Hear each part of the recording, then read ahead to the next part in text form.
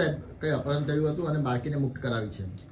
ગઈકાલે એક બેન નીતાબેન ચંદાણા કરીને છે, શ્રમિક પરિવારના છે, ઈંટોના ભઠ્ઠા ઉપર કામ કરે છે.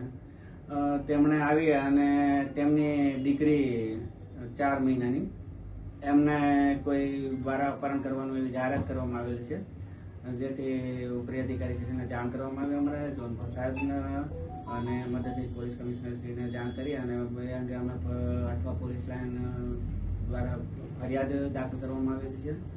ફરિયાદ દાખલ કરી અને બાળકની ઉંમર નાની હોય તાત્કાલિક પોલીસ હરકતમાં આવી છે.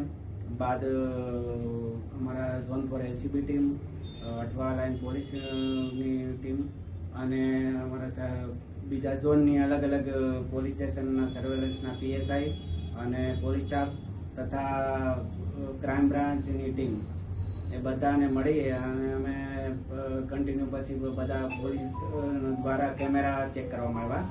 કેમેરા ચેક કરવાથી એક શંકાસ્પદ જે બેન હતા જે ગુમ હતા એ પણ નહોતા ત્યાં જગ્યા પર, એટલે એ બેન ફૂટેજમાં દેખાતા હતા, જેને આપણે ફરિયાદીને બતાવવામાં આવ્યા.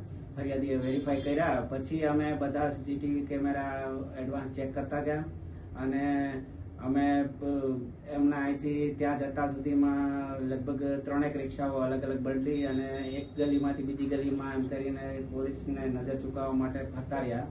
અને બાદમાં અમે એ જ ટાઈમે બીજી ટીમ અમે રેલવે સ્ટેશન, બસ સ્ટેશન ઉપર પણ CCTV ફૂટેજ ચેક કરવા માટે મોકલી હતી. પછી અમે આગળ તપાસ કરતા કરતા ઉધનાના રેલવે સ્ટેશન સુધી પહોંચ્યા અને ઉધના રેલવે સ્ટેશન પાસેથી અમારા ડિસ્ટ્રિક્ટના PSI મહિડા સાહેબ છે, તેમને હ્યુમન ઇન્ટેક્ટ મળી કે આ ટાઈપની જે મહિલા છે એમની પાસે બાળક હતું અને એક ટ્રેનમાં ગઈ છે. પછી ટ્રેનમાંથી અમે તપાસ કરતા કરતા આગળ શ્રી હ્યુમન સોર્સથી બધાને તપાસ કરતા કરતા અમે બારડોલી સુધીનું અમને મળી કે બારડોલીમાં છે. અમારા સર્વેલન્સ સ્ટાફના PSI અને બીજા માણસોને સર્વેલન્સના અમે ત્યાં બારડોલી મોકલ્યા. ત્યાંની રેલવે પોલીસનો પણ સંપર્ક કર્યો અને આખરે અમે બંને આરોપી છે સુનિલ રતિલાલ વસાવા અને મીનાબેન વસાવા એમને અમે પકડી ત્યાંથી થઈને અહીંયા લાવેલા છીએ. અને પછી પૂછપરછ દરમિયાન એવું ખબર પડી કે આ લોકોનું બાળકી લઈ જવા પાછળનો હેતુ ભીખ માગવાનો અને બાળકીને લઈને ભીખ માગવાનો હતો.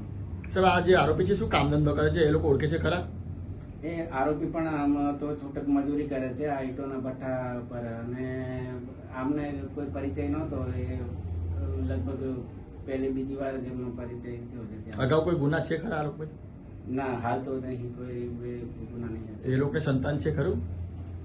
આ બેન જે બેન છે ને એમને કોઈ સંતાન નહીં, જે આરોપી બેન છે. ભિક્ષાવૃત્તિ કરાવડાવવાનો ઈરાદે લઈ જતા એટલે એવી પણ એ લોકો પ્રવૃત્તિ કરતા હતા કે રસ્તા ઉપર કશી કે અમારી પાસે અમુક એવા પુરાવા મળે છે કે જેમાંથી ભિક્ષાવૃત્તિ કરતા હોય એ પ્રકારના એ લોકો કરે છે ભિક્ષાવૃત્તિ? જી, એ પ્રકારના અમારી પાસે પુરાવા મળ્યા છે, એટલે એ આધારે અમે એમને ભિક્ષાવૃત્તિ કરે છે એ બાબતે કલમ ઉમેરો કરવામાં આવે છે. કેટલું સંવેદનશીલ આખી ઘટના હતી ને